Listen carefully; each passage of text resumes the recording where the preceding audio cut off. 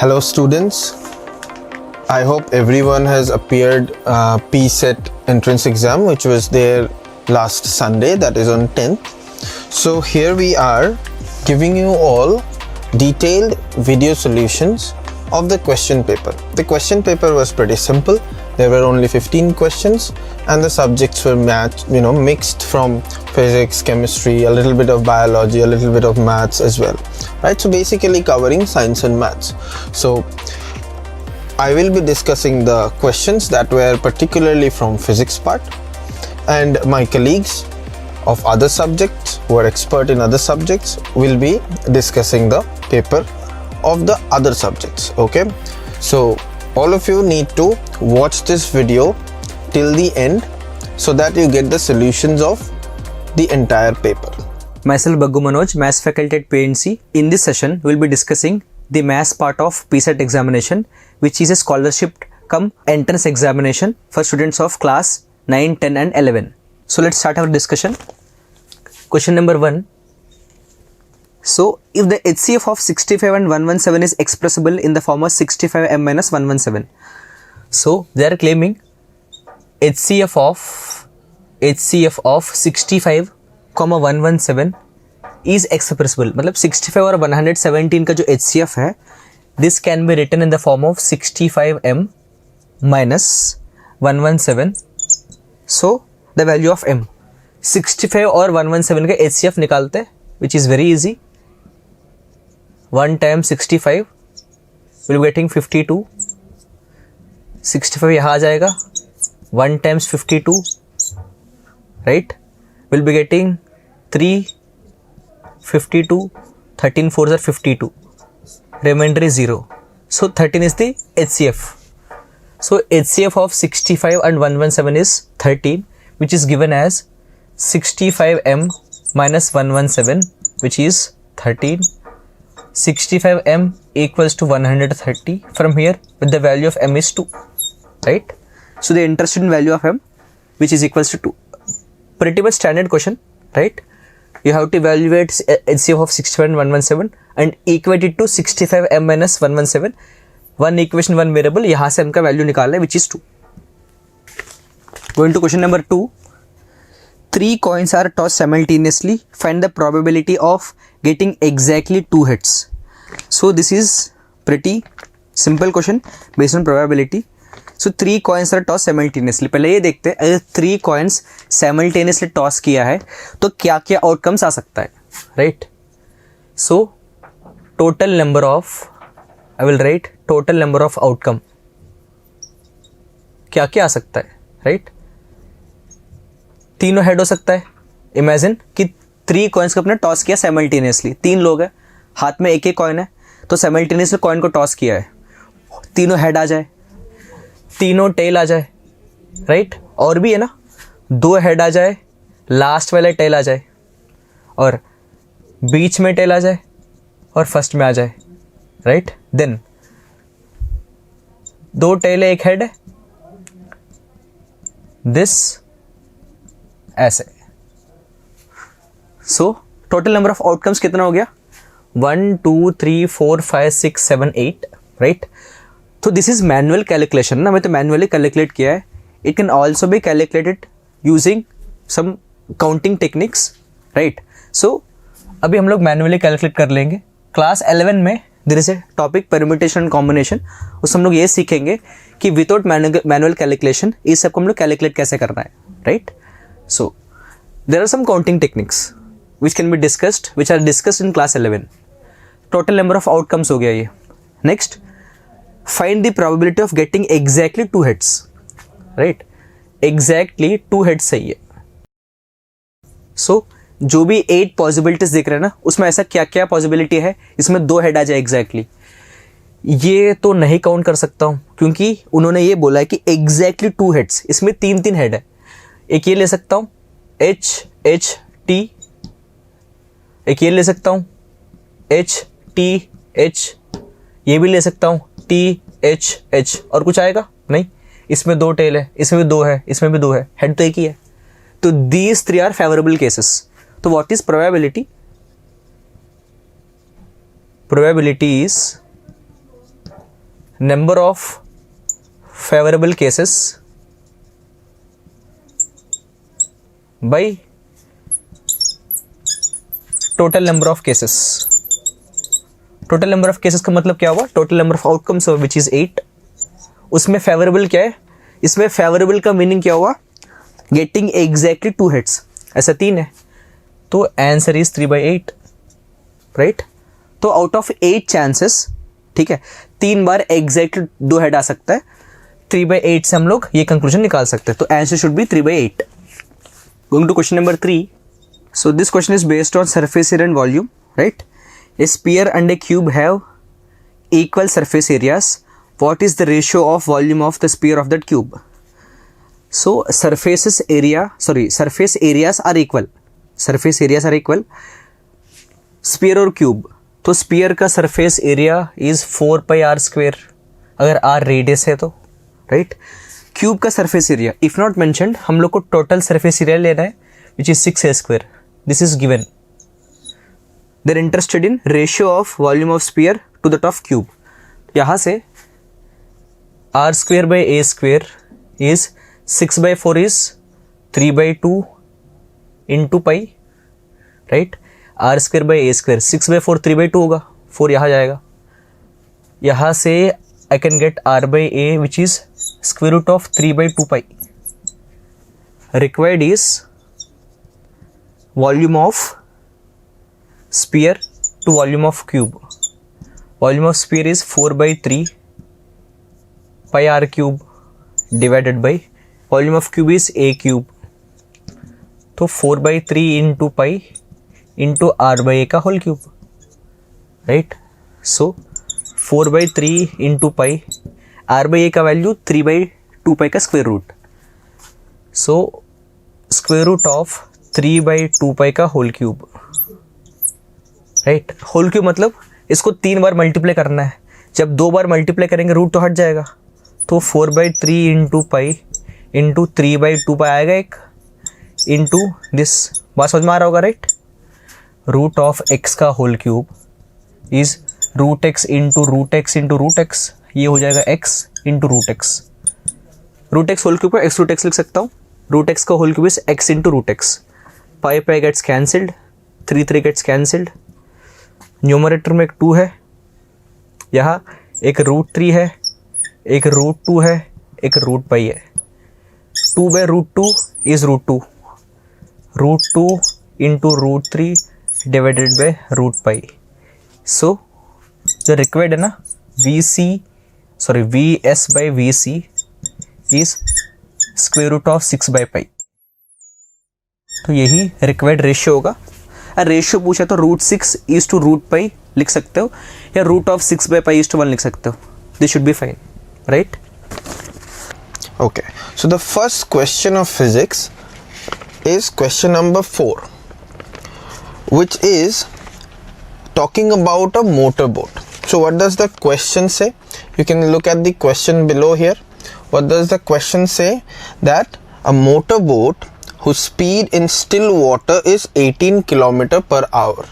So just assume that this is your boat, and if it is in still water means static water, or say maybe a lake, not a river but a lake. So on its own capacity, on the strength of its motor, it would move with a speed of 18 km/h. Okay, now as we all know that this motor is not moving on a lake. In this question they are saying that it is going upstream or downstream. When those words are there, upstream and downstream, then you understand that it is not talking about moving in a lake. Upstream and downstream, that means there is a stream, right? The words are saying upstream, downstream, so there must be a stream. Stream means river, something that flows. So say this is a representation of that river, and the river is flowing in this direction. Let me call this R. Okay, R means what R is representing, it is representing the velocity of river. Okay, now if the boat moves along the river, this is known as downstream. And if this boat moves opposite to the river, it will be known as upstream. So the interesting thing here is that when a boat is moving downstream, it gets help from the river. So the speed while moving downstream will become the speed of the boat plus help from the river. Here what I am saying, R is the velocity of the river. Okay, so this is the speed with which it travels downstream. So we all know and understand that while traveling downstream, the speed is a little more compared to while traveling upstream. So the time taken to travel downstream is always a little less compared to the same time over the same distance while traveling upstream. Now the question says that it takes 1 hour more to go 24 kilometer upstream than to return the same distance downstream. So now when it is going downstream, whatever time it is taking, while coming upstream, suppose this boat decides that I need to go this way. So his own speed is this 18 plus the river is dragging him back with its flow speed. So the upstream speed becomes this. So while going downstream, it does so quickly. While going upstream by the same distance, it takes a little more time. Exactly how much more time? The question says that 1 hour extra time. Right? So what till now, whatever information we have got, based on that, I'd say that it is covering some distance. Say this is the distance that it covers, and that distance is given as 24 kilometer. Okay? So if you think while going this direction along the river and while coming back opposite to the river flow, which one of these situations will take a lesser time? Of course, the one with higher speed. So if say t is that time, which time? Downstream time. So t is equal to 24 kilometer divided by 18 plus r. R here is velocity of the river. And say the time taken for upstream, I'm saying tu, is the same distance divided by 18 minus r. Now of course this is a lesser time, this is a greater time. Now the question says that upstream time is downstream time plus 1 hour. We are doing everything in hour and kilometer here. Okay, upstream time is downstream time plus 1 hour. That means 24 divided by 18 minus r is 24 divided by 18 plus r plus 1. I hope everybody understands this equation. Okay, so here we need to find out the value of, the question is saying find the speed of the stream. That means the question is asking me to find out this, right? So I need to find out r from here. This is the equation. Now when we solve this equation, we will see that you will get a quadratic equation. So how we solve it? If I try and solve it here itself, I'll write 24 plus 18 plus r divided by 18 plus r. Alright, so that will give me 24 divided by 18 minus r is 18 and 24 makes it 2 and 4, 42 plus r divided by 18 plus r. Now don't get worried looking at this equation. All you need to do is cross multiply this with this and this with this. So when you cross multiply, what you will get is 24 into 18 plus r is equal to 42 plus r into 18 minus r. This is what you will get. So as you can guess, then this is going to be a quadratic equation. What kind of quadratic equation it will become is, I'm just doing it here. All right, just don't get confused. I'm converting this equation here. Okay, what it will become is 24 into 18 is 432 plus 24r, all right, is equal to 42 into 18 is 756, and then r into 18 and then minus r into 42. That will give me a total of minus 24r, and then r and minus r will give me r square. So what we are getting is this equation. If I simplify this equation here, I will get r square, let me bring it this side, plus 48r and minus 432 and 756 minus, so the difference would be 324. This is equal to 0. This is the quadratic I am getting. R is my answer, that is the velocity of the stream. So if I do this, don't try and factorize this. You might not be able to figure out which numbers are required to factorize this. So what you should do is, you should write minus 48 plus under root 48 square plus 324 into 4. People who are familiar with this will know that what I am using is, I am using x is equal to minus b plus minus under root b square minus 4ac divided by twice a. I am using the root formula for quadratic equation, because every time when the numbers are big, you might not figure out very quickly what is the factorization. So if I do it like this, what I'll get is minus 48 plus, now 48 square is 2304, okay, and 324 into 4 will give you 1296 divided by 2.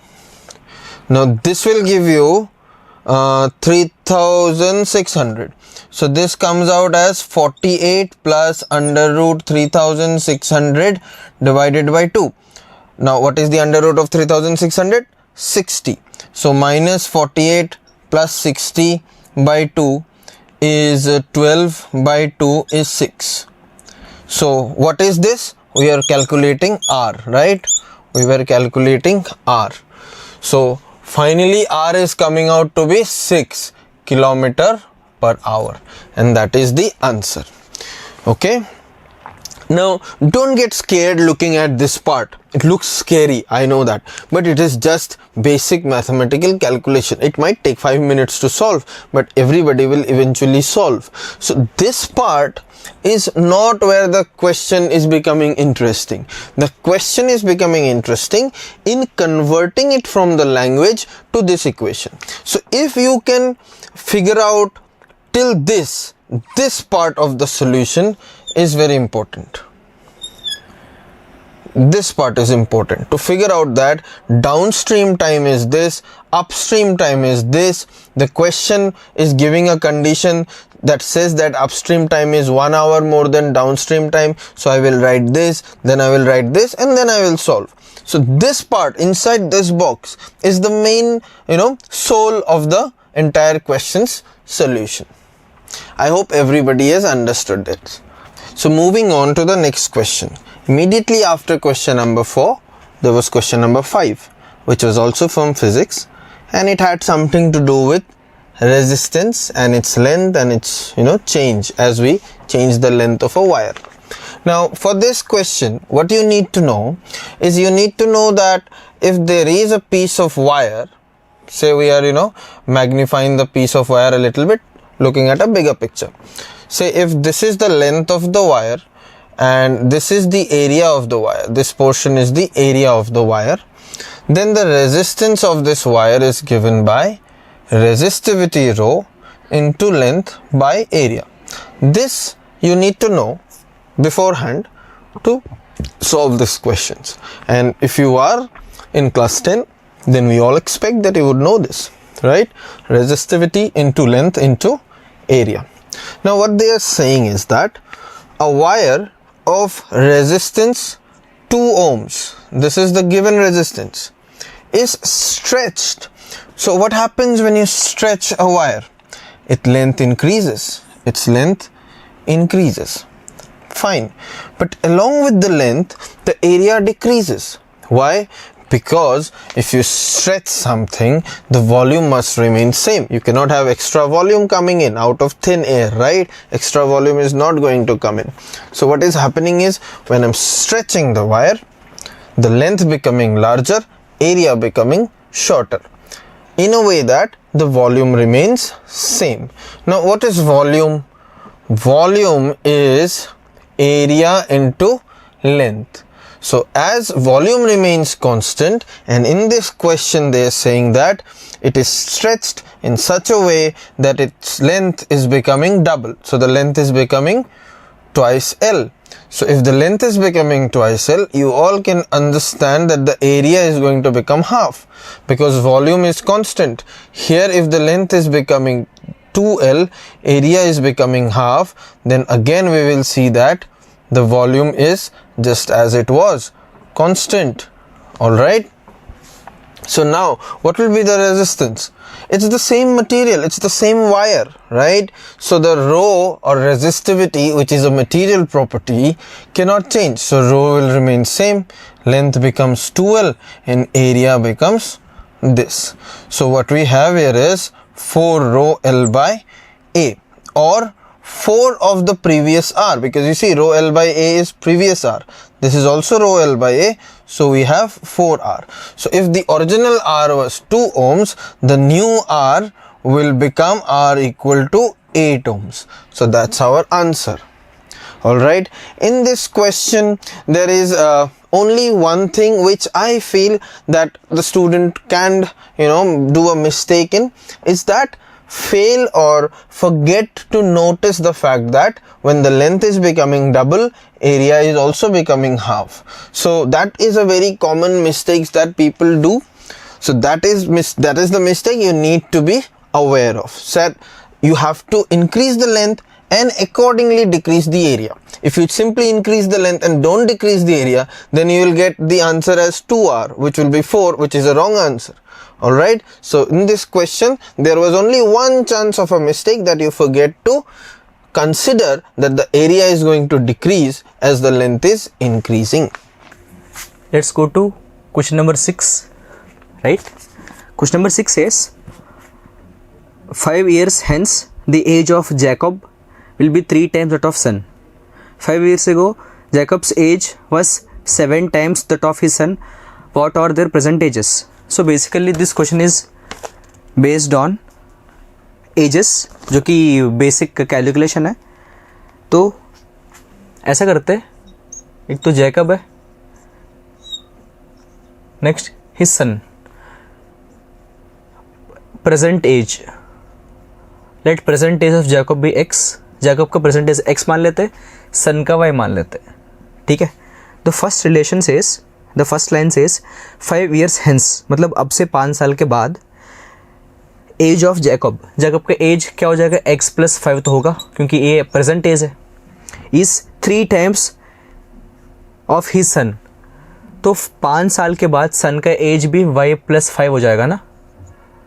तो क्या बोला है, son का age is 3 times of his son. Okay, तो x + y is 3 times y + 5, मतलब Jacob का जो as है after 5 years which is x + 5 क्या होगा, 3 times ऑफ हिज सन होगा, राइट. तो सन का एज 5 साल के बाद y + 5 होगा इंटू 3. ओके, 5 years ago मतलब 5 साल पहले, equation should be x - 5. Jacob's age was 7 times that of his son. तो 5 साल पहले की बात है, ये प्रेजेंट एज है. 5 साल पहले तो इनका एज x - 5 होगा, सन का एज भी y - 5 होगा, लेकिन क्या बोला है, जैकब का एज जो है 7 times होगा ऑफ हिज सन. तो प्रिटी मच 2 इक्वेशंस है, सॉल्व करना है. तो दिस इज़ 1, दिस इज़ 2, दोनों सब्ट्रैक्ट कर लेते हैं, ठीक है. These 2 gets cancelled, 5 - 4 - 5 is 10 equals to, यहाँ क्या आएगा, 3y + 15 - 7y + 35 आ जाएगा. So 10 equals to 3y - 7y is -4y + 15 + 35 is 50, right. From here 4y equals to 40, 50 - 10, तो y का वैल्यू 10 आ जाएगा. तो what is to be calculated, what are the present ages. तो प्रेजेंट एज तो सन का y है. तो जैकब क्या होगा, इन दोनों इक्वेशंस में किसी में y = 10 सब्स्टिट्यूट कर लेते हैं. इसी में कर लेता हूँ, x + 5 equals to 3 times 10 + 5, x + 5 equals to 3 × 15 which is 45, x equals to कितना होगा 45 minus 5 is 40. So answer Jacob का जो प्रेजेंट एज है ना वो कितना होगा, वो 40 है और सन का जो प्रेजेंट एज है वो 10 है. Right, these are the answers. Coming to the next question, which is question number 7 of physics, because after 5, question number 6 is a math question. Question number 7, which is physics. This question has something to do with mirrors. So this is from your chapter of physics, which is light and reflection of light, to be particular. Okay, what does the question say? The question says that two plane mirrors are inclined at each other, to each other, at some angle. So two plane mirrors, let us draw two plane mirrors. They are inclined to each other at some angle. We don't know that angle, so I'm naming it theta. A ray of light is incident to one of them at an angle 30 degree. So a ray of light is incident to, say, one of them at an angle 30 degree. Now we all know that the angle made by the ray is always the angle with the normal. This is the normal, so this angle is 30 degree. Okay, what happens next? The light after reflection falls on the second mirror and finally gets reversed. That's the important word, reversed. When does a light simply get reversed? If there is a mirror here and light comes in like this, it doesn't get reversed, it gets reflected at the equal angle, right? So when does light go back on its original path after reflection? If theta is 0 degree, say a light ray is hitting it like this, exactly flush with the normal, then light will go back. So this is called reversal. Reversal will happen if theta is 0 degree. Okay, so that means if from the second mirror the light is getting reversed, that means the light is falling on the second mirror perpendicular to the mirror, theta equal to 0 degree. Only then the light will get reversed. Alright, so that means this angle is 90 degree, or this angle is also 90 degree. If this is 90 degree, this is theta, then this being a triangle is nothing but 90 minus theta. I hope everybody understands this. If this is 90 degree, this is theta, this being a triangle is 90 minus theta, and this is the normal, so this is another 90 degree. If this is 90 minus theta, so this is theta. Now we also know that in reflection, angle of incidence must be equal to angle of reflection, so theta must be equal to 30 degree, and this is the same theta here, so the angle between the mirrors is 30 degree, and that's my answer. I hope everybody understands this. The main point in this question, the point that you should catch, or the point that I wanted you to catch while making this paper, was that what does reversal mean? When light is set to reverse, that means light is falling with angle of incidence 0 degree, or light is directly perpendicular to the mirror. That means light and the normal are the same things. Okay, that is the main thing that you need to understand here. Otherwise, this is a very easy question. The next question is question number 8, which talks about a person that can see clearly up to 3 meters. So from the first line itself, we know that it is a question of light again, particularly a question that concerns itself with eye defects, myopias and hypermetropias, if you remember. Alright, so what they are asking is, a person can clearly see up to 3 meters. What type of lens does the person need so that he can see up to 12 meters? That means if this is the eye, say this is the human eye, it has a farthest optical range of 3 meters. This is being said. Anything beyond this eye cannot focus on. Alright, that means what? This eye can see nearby things but cannot see far things. So this eye is suffering from nearsightedness. Okay, The treatment for nearsightedness is a concave lens. We all know this, but we'll still figure it out. Okay, this is suffering from nearsightedness. Now how long does he wish to see? He wishes to see up to 12 meters. Now that means what I have to do is I have to place an object here. Say this is an object. Okay, say this is an object I have placed here, and this distance is 12 meters. I want to have a lens in front of the eye so that this object appears to be here for this eye. Listen again, this object at 12 meter appears to be at 3 meter to the eye so that the eye can focus on it. Who will do this job? This lens will do this job. So who is the object? This is the object. Object distance u is minus 12 meters. What is the image distance? Image distance v is minus 3 meters. So this object's image should appear here because of this lens. Now say the focal length of the lens is f. So from the lens formula, what we know is 1 by v minus 1 by u is 1 by f. So 1 by minus 3 minus 1 by minus 12 is 1 by f, right? So what we have here is 12 minus 4 and plus 1 is 1 by f. So f comes out to be 12 by minus 3, that is minus 4 meters. If f is minus 4 meter, what is the power? Power is 1 by f in meters. So minus 1 by 4 or minus 0.25 diopters.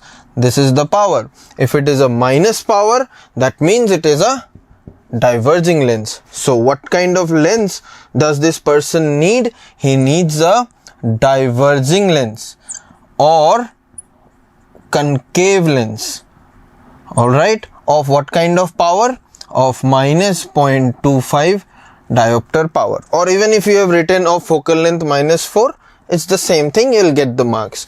So I'll better write or focal length minus 4 meters. It's the same thing. So this is what is needed for this person. So the next question is question number 9. So after 8 we have question number 9. This question from the diagram itself, if you look below, looks like it is a question of current electricity or electricity. Chapter you have called electricity. It has something to do with resistances. So if you draw the circuit given, you will see that on top there is a resistance of value 3 ohms, and then there is a resistance like this, then another like this, and the values are 1 ohms and 2 ohm and 2 ohm and 2 ohm and 2 ohm. Okay, and then there is a battery of voltage 1.5 volt, and they are saying that the battery has an internal resistance of 5 ohms. That means there is also a small resistance along inside the battery which is of 0.5 ohms. Okay, so a lot of you might be having trouble to understand what is internal resistance. Okay, so I'll just briefly tell you what is internal resistance. Say this is a normal cell that you use in your torches or whatever, remotes and all. So you know, this is the plus end, this is the minus end. A normal cell is say 1.5 volt pencil battery we call it, right? So when current passes through this cell, current goes out from here and goes through a circuit suppose and comes back. Inside the cell the current passes from minus to plus. Outside the cell always current passes from plus to minus, but inside the cell it is also crossing the cell from minus end to plus end. So while crossing the cell, the current has to face a lot of material. There is a carbon rod inside, there is some paste inside, some gel inside, something inside, right? So there is a lot of material inside here which the current has to overcome. So that also causes some amount of resistance. So what we can understand is that even if this is a battery, it already comes with a small resistance inside. This is why when current passes through a battery, or when the battery is on, the battery also gets hot, because this resistance starts releasing heat. So that is what it is. So how I can do this? If somebody says that there is a battery of 1.5 volt and internal resistance 0.5 ohms, I can just draw that this is 1.5 volt and this is the small resistance that is always coming free with the battery. Okay, so here the internal resistance is 0.5 ohms. Now if you remember series and parallel, what do you see here? These two are in parallel, these two are in parallel as well. So how will this circuit look like? This circuit will look like this. This is 3 ohms, let it be. These two will combine and become in parallel. What do we write? Parallel resistance is R1 into R2 divided by R1 plus R2. If you're not recognizing this, I'm sure you recognize this. Parallel resistance is this. I have written the same thing. I have just combined this, taken the LCM and taken the parallel resistance up. So from here only I am getting it. It's not a new thing that I am writing. Now both of them are 2. So the parallel result will become 2 into 2 divided by 2 plus 2. That is 1 ohm, right? So the parallel combination of two 2 ohm resistances is 1 ohm. And then we have this 1 ohm. And then we have another same thing. So I'm not doing it again, we just did it. So it will also be 1 ohm. And then the battery and the internal resistance. Now 1 1 1, these are in series. So in series we know that series resistance is nothing but simply adding all of them. So here 1 plus 1 plus 1 will become 3. So this circuit will now look like this is a 3 ohm and this is another 3 ohm, and then the battery and the internal resistance are equal to 0.5 and 1.5 volt battery. So you see this big circuit has finally become this. Now what is this? 3 ohm and 3 ohm. How are they connected? Parallel again. So if they are parallel, what will they produce together? Here again, when it was 2, it produced 1. So if it is 3, it will produce half of that. That is 3 by 2. So how much resistance is there overall in the circuit? 3 and 3 in parallel, like 2 and 2 in parallel created 1. So 3 and 3 in parallel will create 3 by 2. 3 by 2 is nothing but 1.5 ohms. And then you have the battery, and then you have the internal resistance of 0.5. So what is the total resistance of this circuit? Now this and this are in series. So total resistance of the circuit is 1.5 and 0.5. So that is 2. So finally, if I write down, this is my final circuit. What do we have here? We have 1.5 plus 0.5 internal is equal to 2 ohms. And how much is the battery? 1.5 volt. Remember, now you might think why I did not draw the internal resistance here. This internal resistance has already been added here. So I don't need to draw it again. So the current that I will have here is voltage by total resistance. Right? What is the value? 1.5 volt divided by 2 ohms. So what we have here is 3 by 4 ampere or 0.75 ampere. That's the answer. I hope it is very clear. There is nothing very special that I can mention about this question. It is a very straightforward question. All you need to be good at is how to simplify circuits and how to combine resistances and make a large circuit into a small circuit. Maybe one thing you have learned here new, which is internal resistance. Always know that in the real world, every battery will have some internal resistance. There cannot be a real battery without internal resistance. तो अभी हम लोग देखने वाले हैं हमारे पीसेट test के chemistry portion का सॉल्यूशन।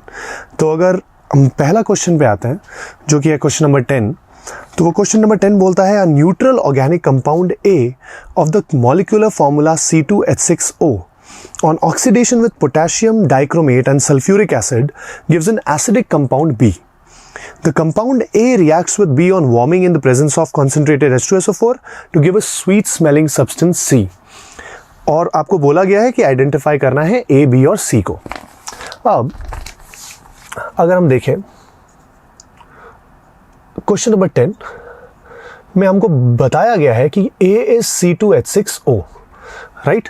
अब अगर हम लोग इसको देखें अब और बोला गया है कि इसके ऑक्सीडेशन पे यूजिंग एसिडिफाइड पोटेशियम डाइक्रोमेट, अगर आपको बोला गया है on oxidation with potassium dichromate and sulphuric acid, basically that means acidified potassium dichromate, acidified K2Cr2O7, जो कि क्या है, काफी स्ट्रॉन्ग ऑक्सीडाइजिंग एजेंट है, राइट। और बोल रहा है कि इसके ऑक्सीडेशन से आपको मिलता है एक एसिड जिसको कि हम बुलाएंगे B। तो अगर हम देखें ये C2H6O को मैं इस तरीके से भी लिख सकता हूं C2H5OH, और आपको पता होगा कि इसके स्ट्रॉन्ग ऑक्सीडेशन से मेरे को मिलता है एक carboxylic acid containing the same number of carbon as the alcohol. अब एल्कोहल में अगर देखा जाए तो आपके पास 2 कार्बन है, यानी कि इसके ऑक्सीडेशन से जो कार्बोक्सिलिक एसिड बनेगा उसमें भी आपके पास 2 कार्बन होंगे। तो 2 कार्बन वाला कार्बोक्सिलिक एसिड अगर हम बनाते हैं तो वो होगा CH3C+OH, राइट।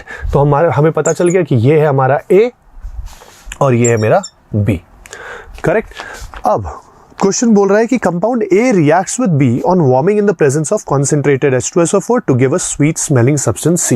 यानी कि A और B का अगर मैं रिएक्शन करा दूं, A और B का अगर मैं रिएक्शन कराऊं तो मैं उसको थोड़ा सा रीअरेंज करके कुछ इस तरीके से लिखूंगा।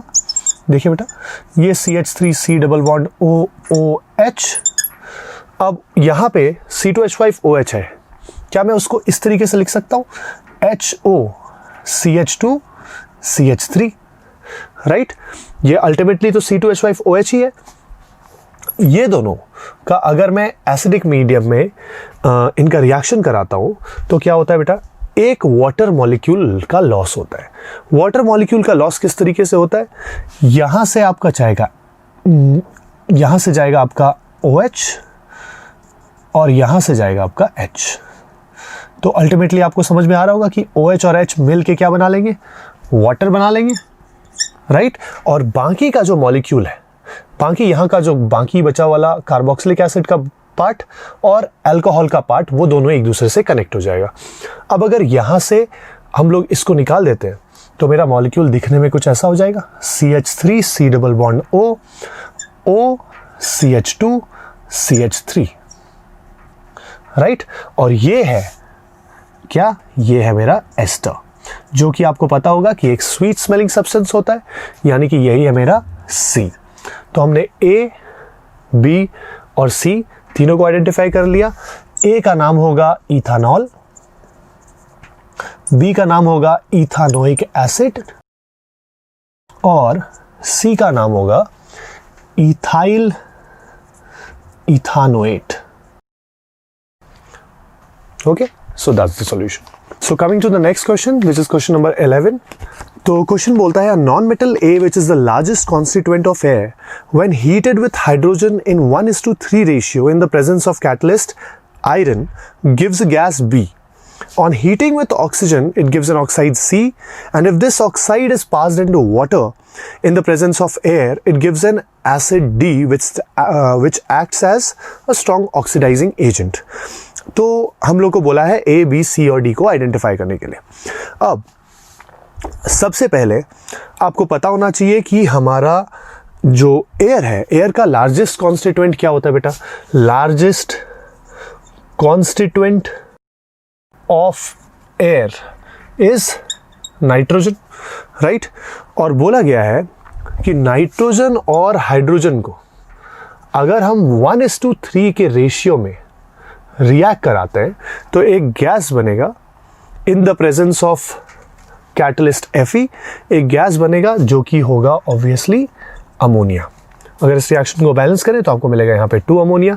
और ये रिएक्शन काफ़ी इंपॉर्टेंट है बेटा। इस reaction this is basically the reaction for industrial production of ammonia, right? And this is known as Haber's process, right? Okay, तो हमारा A हो गया है ये, right? और हमें अपना B भी मिल गया, अमोनिया। तो अब बोला on heating with oxygen it gives an oxide C। अब इंपॉर्टेंट चीज़ पे आ रहे हैं हम लोग बेटा, क्योंकि जब हम लोग नाइट्रोजन और हाइड्रोजन कंटेनिंग एक कंपाउंड जो कि अमोनिया है, उसको जब हम ऑक्सीजन के साथ हीट करेंगे बेटा, तो बेसिकली बहुत सारे पॉसिबिलिटीज़ हैं depending on different conditions, right. अब तो इसमें कौन सा ऑक्साइड बनेगा, क्योंकि नाइट्रोजन के कई ऑक्साइड्स हैं, तो कौन सा ऑक्साइड बनेगा उसका क्लू मेरे को मिलेगा आगे क्वेश्चन में। क्वेश्चन ये बोल रहा है कि if this oxide is passed into water in the presence of air it gives an acid D which acts as a strong oxidising agent. यानी कि नाइट्रोजन जो कि आपको पता है एक नॉन मेटल होता है, अब वो नॉन मेटल का एक ऑक्साइड अगर बनेगा तो आपको पता होना चाहिए कि नॉन मेटल के जो ऑक्साइड्स होते हैं वो एसिडिक इन नेचर होते हैं, और वो ऑक्साइड को अगर मैं वाटर में डिसॉल्व करूं तो एसिड बनना चाहिए। यानी कि आपको समझ में आना चाहिए कि नाइट्रोजन का एक ऑक्साइड बनेगा और उस ऑक्साइड को पानी में जब मैं डिसॉल्व करूंगा तो वो एक स्ट्रॉन्ग एसिड देगा। अब बोला है कि जो एसिड बन रहा है वो कैसा होना चाहिए, वो एक स्ट्रॉन्ग ऑक्सीडाइजिंग एजेंट भी होना चाहिए, राइट। तो हम यहाँ पे ये बोल सकते हैं कि आपको पता होगा कि नाइट्रोजन के 2 कॉमन ऑक्सी एसिड्स होते हैं, आपने सुना होगा नाइट्रस एसिड और नाइट्रिक एसिड। और नाइट्रस एसिड और नाइट्रिक एसिड में स्ट्रॉन्ग ऑक्सीडाइजिंग एजेंट कौन सा होता है बेटा, नाइट्रिक एसिड होता है। तो हमारा ज़रूर जो एसिड बन रहा होगा वो नाइट्रिक एसिड बन रहा होगा। अब नाइट्रिक एसिड कौन से ऑक्साइड से बनता है, तो नाइट्रोजन के अगर हम एसिडिक ऑक्साइड्स पे फोकस करें तो हमारे पास NO2 है, N2O3 है और N2O5, right. These are the acidic oxides of nitrogen. तो अगर हम देखें नाइट्रिक एसिड किससे बनता है बेटा, out of these 3 nitric acid बनेगा हमारे लास्ट वाले ऑक्साइड से, N2O5। यानी कि N2O5 को अगर मैं वाटर में डिसॉल्व करता हूं तो ये बनाता है नाइट्रिक एसिड। तो इस रिएक्शन को अगर हम बैलेंस करें बेटा तो N2O5, अगर यहाँ पे नाइट्रोजन 2 है तो यहाँ पे नाइट्रिक एसिड का जरूर 2 मोल बनेगा। और अगर हम हाइड्रोजन को बैलेंस करें, यहाँ पे 2 हाइड्रोजन है, यहाँ पे हाइड्रोजन बैलेंस है। और ऑक्सीजन चेक कर लेते हैं बेटा, H2 है, नाइट्रोजन 2 है, ऑक्सीजन यहाँ पे 5, 1 6 और 2 3 6। तो आपको ये दिखाई दे रहा होगा ये रिएक्शन बैलेंस्ड है, राइट। तो यानी कि ज़रूर मेरा जो ऑक्साइड बना है वो N2O5 होना चाहिए। तो अमोनिया जब ऑक्सीजन के साथ रिएक्ट करेगा तो हम मानेंगे कि हमारा कौन सा ऑक्साइड बन रहा है, ज़रूर N2O5 बन रहा होगा। और हाइड्रोजन और ऑक्सीजन रिएक्ट करके ऑब्वियसली क्या बना लेंगे, वाटर बना लेंगे। अब इस रिएक्शन को अगर मैं बैलेंस करूं, N2O5 बनाने के लिए मेरे को 2 मोल अमोनिया की ज़रूरत होगी और 2 3 6 हाइड्रोजन, तो यहाँ पे मैं बोलूँगा 3, राइट। और यहाँ पे 5 ऑक्सीजन 3 ऑक्सीजन, यानी कि मेरे पास आएंगे 4O2। तो ये रिएक्शन अगर देखें तो अब ये भी बैलेंस है और हमारा लास्ट रिएक्शन भी बैलेंस्ड है। तो हमको क्वेश्चन में बोला है कि ऑन हीटिंग विथ ऑक्सीजन, क्या बोला, on heating with oxygen it gives N oxide C, यानी कि this N2O5 is my C, right? And if this oxide is passed into water in the presence of air, it gives an acid D. That means HNO3 is my D, which acts as a strong oxidizing agent, जो कि clue था, right. और nitric acid क्यों एक strong oxidising agent की तरह काम करता है, क्योंकि नाइट्रिक एसिड में अगर आप देखें तो नाइट्रोजन अपने मैक्सिमम ऑक्सीडेशन स्टेट में है, राइट। नाइट्रोजन के वैलेंस शेल में आपको पता होगा 5 इलेक्ट्रॉन्स होते हैं, तो नाइट्रोजन के ऊपर अगर ऑक्सीडेशन नंबर +5 आ रहा है यानी कि ये उसका मैक्सिमम ऑक्सीडेशन स्टेट है। और कोई भी एलिमेंट अपने मैक्सिमम ऑक्सीडेशन स्टेट पे एक स्ट्रॉन्ग ऑक्सीडाइजिंग एजेंट की तरह काम करता है, राइट। तो हमने A, B, C और D तो आइडेंटिफाई कर लिया। तो अब हमको पूछा गया है to which group of periodic table does this non metal belong. तो अगर मैं पीरियोडिक टेबल थोड़ा सा बनाने का कोशिश करूं तो आपको पता होगा कि नाइट्रोजन का इलेक्ट्रॉनिक कॉन्फ़िगरेशन क्या होता है, 2.5, राइट। तो अगर मैं पीरियोडिक टेबल का जस्ट थोड़ा सा पार्ट बनाता हूं यहाँ पे, तो ये हाइड्रोजन, आपको पता होगा कि यहाँ पे इस फर्स्ट 2 कॉलम को हम लोग एस ब्लॉक बोलते हैं, राइट। तो यहाँ हाइड्रोजन आ रहा है, यहाँ आ रहा है आपका हीलियम, राइट। यहाँ lithium, beryllium, boron, carbon, nitrogen, oxygen, fluorine and then neon. तो आपको पता होगा कि ये एस ब्लॉक है, तो यहाँ पे मेरे पास 2 कॉलम्स हैं, 2 ग्रुप्स। यहाँ पे ये वाला पार्ट डी ब्लॉक रिप्रेजेंट करता है, तो यहाँ पे आएंगे मेरे पास 10 कॉलम्स टोटल, और यानी कि ये फर्स्ट कॉलम, ये सेकंड कॉलम। डी ब्लॉक का जो लास्ट कॉलम होगा वो होगा 12th कॉलम, यानी कि ग्रुप 12। उसके बाद यहाँ से जो शुरू होता है ये होता है ग्रुप 13, 14, 15, 16, 17 एंड 18। तो अगर आपसे पूछ रहा है कि ये नॉन मेटल, जो नॉन मेटल का हम बात कर रहे थे स्टार्टिंग में ही, तो नॉन मेटल कौन से ग्रुप में बिलोंग करता है, तो वो हम यहाँ पे देख सकते हैं कि ग्रुप 15 में बिलोंग करता है। यानी कि सेकंड क्वेश्चन का आंसर होना चाहिए 15. Thank you, beta. I hope you were able to understand these solutions, and I know there might be some ambiguity जो आपको समझ में नहीं आया होगा, जैसे कि नाइट्रोजन के इतने सारे ऑक्साइड्स क्या होता है, इनको छोड़ के और भी क्या ऑक्साइड्स होते हैं, लेकिन इनके बारे में आपको ज़रूर पता चलेगा बेटा जैसे आप आगे जाके साइंस पढ़ेंगे क्लास 11 और 12 में। So let's discuss question number 12. It's again from genetics. They have given a cross, but this is what monohybrid cross. That means एक ही characteristic में differ कर रहे हैं। capital T homozygous dominant. What is this? Tall. small t homozygous recessive dwarf. इन दोनों को cross करने से क्या मिलता है? Capital T small T. What is this? Capital T and small T happens to be heterozygous. Heterozygous होने से इन दोनों में से एक अपने आप को एक्सप्रेस करता है, एक नहीं करता. कौन अपने आप को एक्सप्रेस नहीं कर सकता? The small T. That means in presence of this, ये जब दोनों है यहाँ पर, what is this known as? Heterozygous. Hetero means different. और यहां पर क्या हो गया? जब हेट्रोजाइगस है, capital T is dominant and it expresses itself. Expresses. जबकि हमारे पास में क्या है? स्मॉल टी क्या है? रिसेसिव है, वो अपने आप को एक्सप्रेस नहीं कर सकता. तो this is recessive, can not express.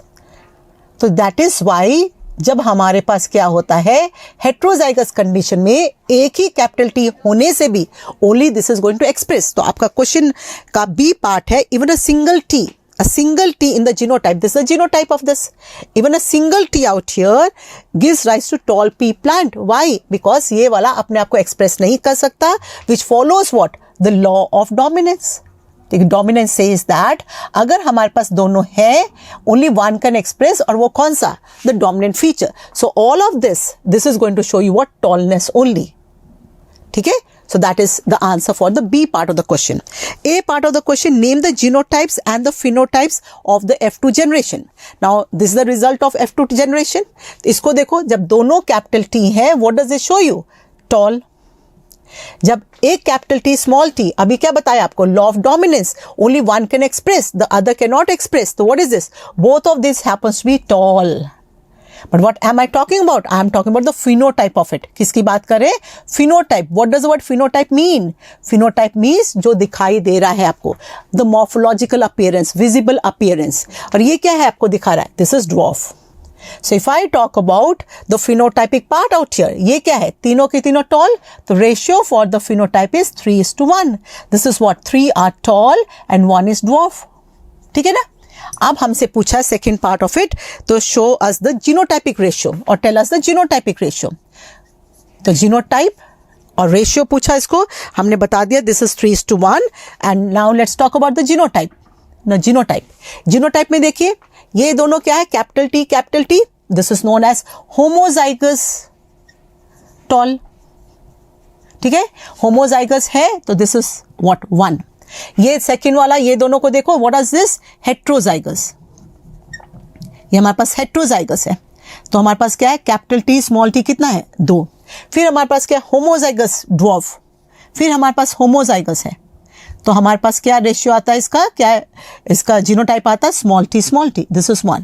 तो if I talk about the phenotypic ratio out here, I get the answer as 1:2:1. Whereas genotypic is this and phenotypic is this. I hope the questions are clear. Name the genotype and the phenotype. We have already mentioned the genotype out here. Name the phenotype, it's been mentioned. Even in case a single T, it expresses the dominant feature which follows what? The law of dominance. Let's discuss question number 13. This is apart from genetics. So let's discuss about genetics now. Genetics, I hope everybody is aware. The father of genetics is कौन? Mendel. He had worked on P and उसने लेके cross किया था. This cross out here is what? A dihybrid cross. Dihybrid cross out here means cross between two organisms which are differing in what? Two characteristics. तो इसने क्या लिया? Seed का the color for it and the shape for it. So round seed is the dominant feature. Wrinkled seed is what? The recessive feature. In the similar manner, yellow seed is the dominant feature. Green seed is the recessive feature. तो cross किया इन दोनों को. What is this? Heterozygous. ये heterozygous दोनों है तो क्या है? Round and yellow. Mendel went for what? Selfing it. अब हमने ये क्रॉस कर लिया है, ये टेबल बनकर ही आया है, तो मैंने इसका आंसर्स लिखा. Let's try this. देखो capital R capital Y round and yellow, capital R capital Y round and yellow, capital R capital Y round and yellow and so on. But look at this, capital R and small Y क्या है हमारे पास में? Green seeds, तो capital R is round. इसको देखो, small r capital Y, small r is what? It is said to be wrinkled and yellow. Now go for it. दोनों small है. What is this? Wrinkled and green. तो अगर हम ratio देखते हैं, we go for calculating it. 1 2 3 4 5 6 7 8 9. So we are going to get it what? 9. Wrinkled and yellow. Look at the board. कितना मिलता है हमको पास में? 3. Go for the round and green. How many do we get? 3. Wrinkled and green, we get it so. So what is the ratio for it? The ratio for this is 9:3:3:1. ठीक है, तो ये तो हमारे पास नॉर्मल हुआ.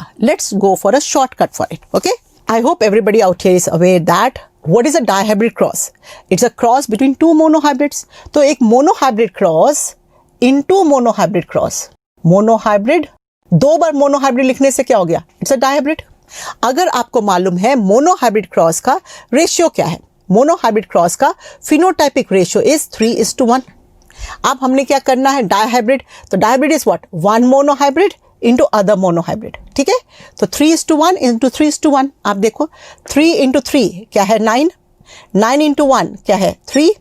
1 into 3 3 and 1 into 1 9. Sorry 1 into 1 1. 9 क्या हो गया? Round and yellow. What is this 3? Round and green. What is this 3? Wrinkled and yellow. What is this? Wrinkled and green. So you have a shortcut for this also. Fine. Coming to the last question of physics, which is question number 14. Looks like this is a question of magnetism. Okay. So what is given? Read the question there. A horizontal wire of length 0.1 meters. A horizontal wire of length 0.1 meters carries a current, say I equal to 5 ampere. So length is 0.1 meter, I is 5 ampere. The magnitude and direction of magnetic field that can support the wire, assuming its mass to be, now the mass is given in kg per meter. That means it is not really mass but mass density. That unit is very important there. It's not mass, it's mass density. So 3.0 into 10 to the power minus 3 kg per meter. So 1 meter wire will have this much mass. So this is not a 1 meter wire. So this doesn't have this much mass. Okay, this is something that you need to be careful while seeing that the unit is kg per meter and not kg. Now what we need is, we need to support this wire. That means what? Support the wire against what? Of course, if there is a horizontal wire, it must be facing gravitational pull, right? It must be facing gravitational pull. Now what is the mass of this wire? If I say mass of the wire, then I will say mass density into length Now mass density is 3 into 10 to the power minus 3 and length is 0.1, right? So that makes it 3 into 10 to the power minus 4 kgs. Okay, so this is the mass. So I will write down mass is equal to 3 into 10 to the power minus 4 into g. Mass into gravity is this much force. Now we need to what this is, support this wire. That means the magnetic force has to counteract this mg, otherwise the wire will go down because of mg. So if the wire needs to be here and we need to support it by a magnetic force, then we need the magnetic force this way, right? So this is the magnetic force, right?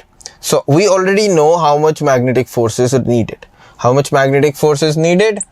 Exactly equal to mg, but opposite to it, means upward. So F magnetic needed is 3 into 10 to the power minus 4 into g newtons. Okay, now you generally would know that g is equal to 9.8, but for easiness of calculation, let us just assume that g is equal to 10, not say 9.8. Okay, this why I am taking for simplicity. For simplicity, we don't want to have complicated calculations. Okay, so if this is 10, then this becomes 3 into 10 to the power minus 3 newtons. I hope everybody understands that one of these 10 will set off with one of the minus ones from the minus 4 and make it minus 3. So this is the amount of magnetic force that is needed, 10 into 3 into 10 to the power minus 3. Now how do we get magnetic force? Do you remember Fleming's left hand rule? What was left hand rule? I'll just remind you again. If this is your thumb and this is your index finger and this is your middle finger and this is the rest of your hand, okay, left hand, the left hand, not the right hand. Okay, you might think that sir is showing the right hand and telling left hand because this video is horizontally flipped. Okay, I am writing on the other side of a glass board and the video is flipped. So the left is becoming right here. I actually am a right hander. You might be seeing me all this time writing with my left hand, but actually I am writing with my right hand. So if I draw Fleming's left hand rule, what does it say? It says that if what the question, yeah, it says that if this is the magnetic field, if this is magnetic field along your index finger, this is current along your middle finger, then this is force. This is Fleming's left hand rule, right? And that force is equal to current into length into magnetic field. Now here please understand that B is the value of magnetic field, L is the length of the wire, I is the current. Okay, I already know how much magnetic force I need, so I just need to put it up here. So what we will do here, we will just say that I into L into B should be equal to 3 into 10 to the power minus 3. Now I is already given 5 amperes, length is already given 0.1, B is needed, is equal to into is equal to 3 into 10 to the power minus 3. So what is the value of B that we are getting from here? B is 3 into 10 to the power minus 3 divided by 5 into 0.1 can be written as 10 to the power minus 1. So this is 3 by 5 into 10 to the power minus 2. This is the value of B we need. So ultimately when I write down ILB is equal to mg, I get B as mg divided by IL. Putting all the values, B turns out to be 3 by 5 into 10 to the power minus 2. What is the unit of magnetic field? Of course, Teslas. Okay, so this is the amount of magnetic field you need to balance this wire. Now this question isn't complete because the question is saying find the magnitude and direction. This is the magnitude. Which direction do you want your magnetic field to be? Now if I use my left hand and try and see in this situation that my force must be here and my current is here. Force means thumb, current means middle finger. So if I try to align this, force means thumb, current means middle finger, I am seeing that the magnetic field is into my board. So the magnetic field is going inside the paper, right? Do you understand? When you denote it by a cross, you know that it is going inside the board. So this is my magnetic field. So what is my overall answer? 3 by 5 into 10 to the power minus 2 Teslas into the page. You should write into the page. For you it's a page. For me it's the board. But for you it's the page. So you should write into the page. Alright. Or denote it by like this. Okay. So this is it. I think you will be a little confused here because the left hand is looking like a right hand to you because the video is flipped. But if you just understand that we need to balance gravitational pull with a magnetic force, and magnetic force is ILB, you will straight away get the answer of value of B. For the direction, you will have to use Fleming's left hand rule. So you already know that force is this way, current is this way. Align your fingers to make the force appear along your thumb and the current, align it along the current of the wire. You will get the direction of magnetic field needed. Alright. So this was all. We will see the question number 15 from your paper. There is the last question. So this is actually link of the hypothalamus, in what way they coordinate with the other endocrine gland.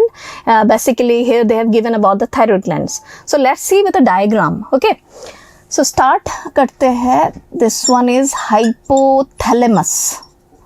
Hypothalamus is nothing but is a part of forebrain. And if you want to see the diagram, suppose this is hypothalamic stalk, this is anterior pituitary, this is posterior pituitary. Here certain blood circulation, blood portal system is there. So we will get in higher classes. Little bit idea I will give now. This particular portal system is actually communicating with the portal system, blood capillary of anterior pituitary. Now this is your hypothalamus forebrain. This is hypothalamic stalk. Okay. Now this is blood capillary connection through which the neurohormones are coming and pouring inside the anterior pituitary. This is your anterior pituitary, also known as adenohypophysis, and this one is posterior pituitary. It's not linked with this question. Then also I am writing posterior pituitary. Now anterior pituitary and hypothalamus and thyroid gland, what is the relation between these three? Okay. Now hypothalamus is responsible for the secretion of neurohormones. Many new hormones are there because they instruct the endocrine gland in what way they have to secrete the releasing or inhibiting factor. If somehow they are secreting releasing factor, then they will start secreting the hormones.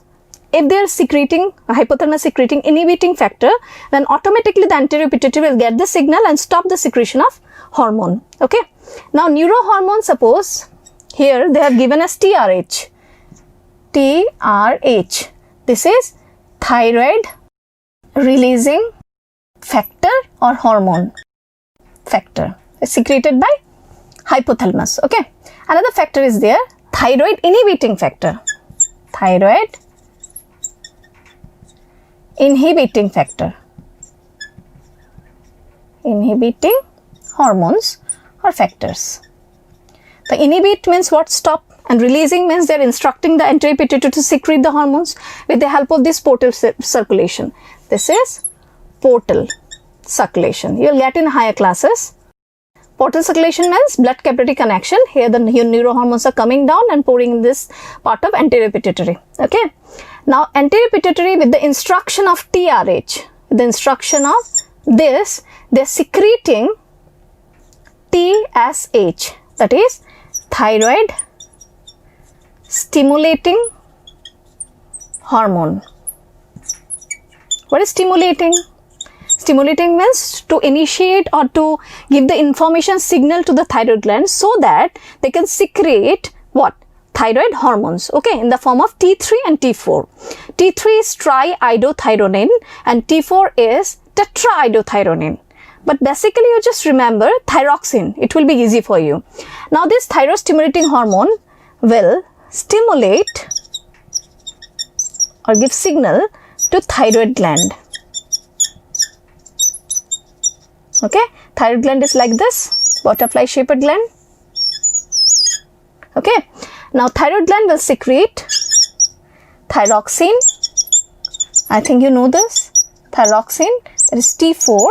Another one is this triiodothyronine. I will write this also, triiodothyronine.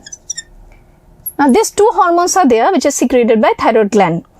Now triiodothyronine is T3 and this is T4. Another hormone is there, is not directly secreted by this follicles of thyroid gland, okay, but another hormone is there which is termed as calcitonin, thyrocalcitonin. But in this question it's not actually it's not related to this particular part, so we'll discuss this only. Okay, and hypothalamus forebrain is there.